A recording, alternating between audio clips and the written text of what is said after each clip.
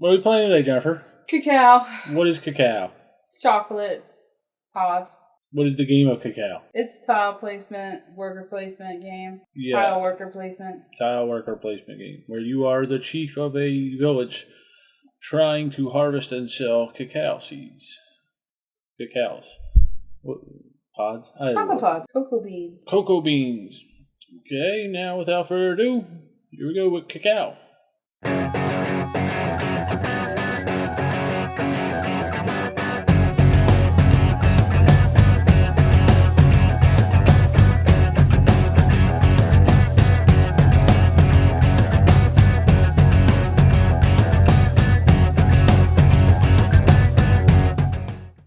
Alright folks, to set up Cacao, first thing the player wants to do is choose which color they want to be. Okay, and then they're going to take their village board, their water carrier, and the 11 worker tiles for that color. Okay, now the worker tiles has a village in the middle of the player's color and 4 meeple symbols on the edges of the tile in different configurations, also in the player color. Okay, once they do that, players are going to take their water carrier and place it here on their village board at the -10 space. For a 2-player game, players will use all 11 of their worker tiles. Okay, however, in a 3-player game, players will remove 1 of these worker tiles with 1 meeple on all 4 sides. Okay, and they will return it to the box. It won't be used. For a 4-player game, each player will remove 1 worker tile with 1 meeple on all 4 sides, and then also 1 worker tile with 1 meeple on 2 sides and 2 on 1 side. Okay, and they will also return them to the box. They will not be used. Once you figure out how many players you're going to play with and how many tiles you have to remove, if any, you're then going to shuffle up these worker tiles. Okay, and you're going to place them next to your village board face down. This will be your draw stack. Okay, and then out of that, you're going to take the top 3 worker tiles and place them in your hand. These are what you're going to start off with. Okay, next we're going to get together our jungle tile pool here. Okay, the jungle tiles have these gray background on them, and then on the front of them, they have trees surrounding it and then various different icons on them. Okay, now in a 2-player game only, you're going to remove 2 of these plantation tiles, 1 value gold mine, 1 3-value market, 1 sun tile, 1 temple tile, and 1 water tile. And then you're going to return these to the box. They will not be used for the game. Once you've done that, you're going to sort through the remaining jungle tiles if you're playing a 2-player game, and you're going to remove 1 plantation tile and 1 2-value market tile, and you're going to arrange them diagonal to each other in what looks like the start of a chessboard pattern. Now the remaining jungle tiles, you're going to shuffle these guys up, okay, and you're going to place them face down within easy reach, everybody, and then you're going to draw the top 2 and turn those over to form the jungle display. Next, we're going to make a supply pile out of our cacao tokens, along with a supply pile of our sun tokens, and finally our gold tokens, which come in a value of 1, 5, and 10. The final step to set up is to select the first player. The book suggests the oldest player goes first. You can do this however you want, though, and you are now ready to play Cacao.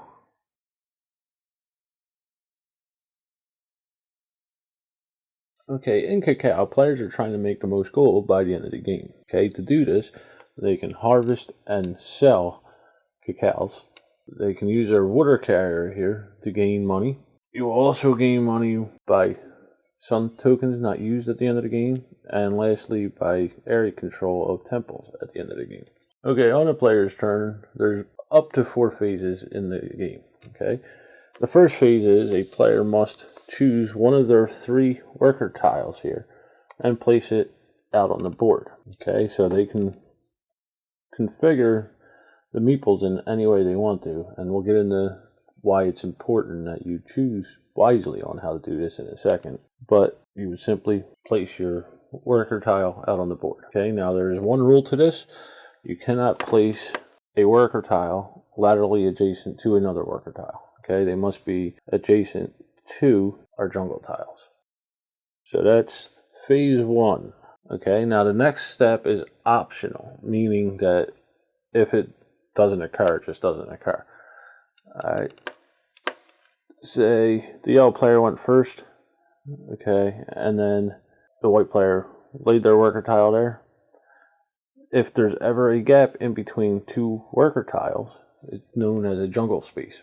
Okay, when this occurs, you must automatically fill that jungle space in with one of the jungle tiles from the jungle display. Now, a player can choose which tile they want to put in there. It's up to them out of those two, but they must fill in any jungle spaces on the board that are open. Say we had a situation like this where the yellow player is taking their turn. They placed a worker tile there. Now we have two jungle spaces open. In that case, the player must fill both jungle spaces in with the tiles from the jungle display.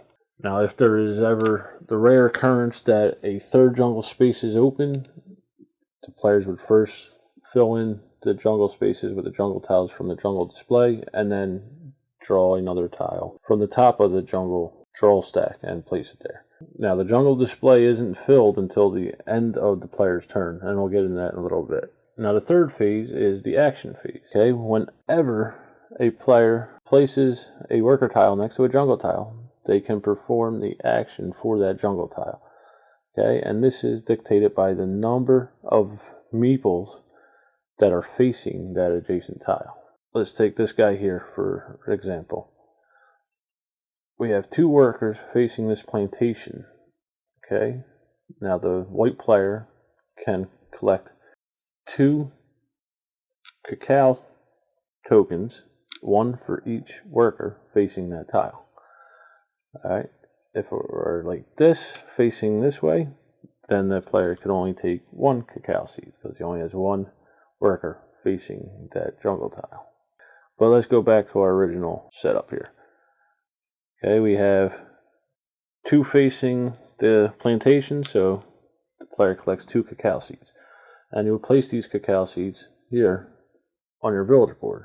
A player can only have up to 5 cacao tokens on his village board at any time. He collected his 2 cacao seeds. Now he can go to the market and sell one of those tokens for 2 coins. Alright, so let's say we did that. He sold it, takes 2 coins from the bank, puts in his player area. Now a player can take any action in any order that they choose to, or they can choose not to do any actions at all. It's up to them. Okay, but let's go back to here, okay? Let's say the white player placed his worker here, and then he had to place the jungle tile. Okay, now the white player can take the action for the jungle tile. Okay, in this case it's water, and then he would move his water carrier up 1 space. Okay, it's what the water pits do. But being that the jungle tile was placed adjacent to the yellow workers here, the yellow player can take 1 action with that jungle tile, so they can move their water carrier up 1 space. This can be done simultaneously or one at a time. It's your choice. Then we go into cleanup. Okay, first we will refill the jungle display if need be. In this example I use 2 tiles, but normally you would only place 1 worker tile at a time. Okay, once you've done that, you would replenish your hand back up to 3. You would draw 1 more worker tile from your draw pile and put it in your hand, and then play would move on to the next player. There are the 4 phases of the game. You place a worker tile, place a jungle tile if need be, do the actions for the worker tile, and then replenish the jungle display and your hand. Alright, so now that we know how to play the game, let's get into how these tiles work. Now for the worker tiles, each player will have an identical set of tiles. Okay, now in a 2-player game you use all of the tiles, and you would have 4 tiles with 1 worker on each edge of the tile.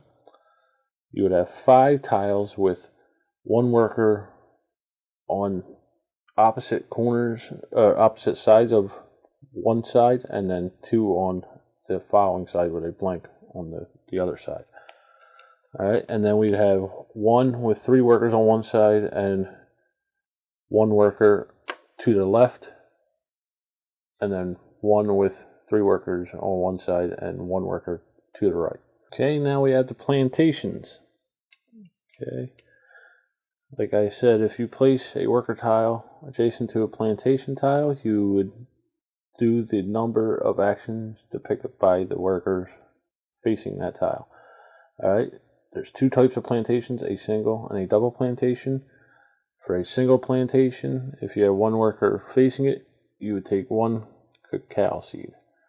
For a double, you would take 2 cacao seeds. Now, if you had multiple workers facing that tile, you would multiply the action by the number of workers facing it. So here, I have 1 plantation facing a worker tile with 2 workers facing it. And then I would collect 2 cacao tiles, 1 for each worker. Okay, next we have the market. If I had a tile adjacent to a market with a value of 2, then I could sell 1 cacao for 2 coin. If I had one adjacent to 3, I'd sell the cacao for 3 coin and 4 for the 4 value market. Okay, now if it was set up like this, then I could sell 1 cacao for 3 coin and then 2 cacao for 4 coin if I had enough cacaos to do so. Next we have the gold pits. Okay, for every worker you have adjacent to the gold pit, you can collect either 1 coin or 2 coins depending on which gold pit you are next to. Then we have the water pits. Okay, for every worker you have adjacent to the water pit, you can move your water carrier up 1 space. Okay, and like I said, at the beginning of the game, we'll start off at -10. Okay, and this will subtract 10 coins from however many you have gained throughout the game at the end of the game. Okay, so you want to at least get your water carrier up to 0. Okay, if that's your strategy. But you could go all the way up to 16 coins, so you could actually gain coins by moving your water carrier up the track. Next we have the temple. The effects of the temple do not take effect until the end of the game. Okay, so basically what you want to do with temples is have the majority of workers surrounding that temple. If you do so, the first place player will get 6 coins, the second place player will get 3 coins. Okay, so here the yellow player has 1 worker adjacent to this temple, and the white player has 2 workers adjacent to this temple. He'd gain 6 coins. Take it from the bank at the end of the game and place it into his play area.